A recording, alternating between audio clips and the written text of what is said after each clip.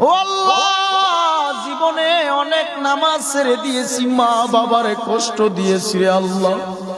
ও আল্লাহ, তোমার রাসূলের সুন্নতের মালা গলায় লাগাইতে পারলাম না রে আল্লাহ।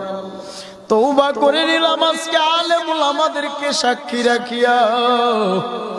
তওবা করলাম আল্লাহর কোনদিন নামাজ ছাড়বো না, রোজা ছাড়বো না, মানুষকে কষ্ট দিব না, সুদের খাতায় নাম লাগাবো না, কোনদিন খারাপ কাজে লিপ্ত হব না। আমার আল্লাহর কাছে যদি একটা বার চোখে পানি ছেড়ে তওবা করতে পারো, আমার আল্লাহ এই মাহফিলের প্যান্ডেলের থেকে বের হওয়া মাত্র জিন্দেগির আমল নামার গুনাহগুলো ক্ষমা করতে পারে কি পারে না? বলেন রহমান তিনি কে, রহিম তিনি কে, রাজ্জাক তিনি কে, জব্বারু তিনি কে? আমার আল্লাহ।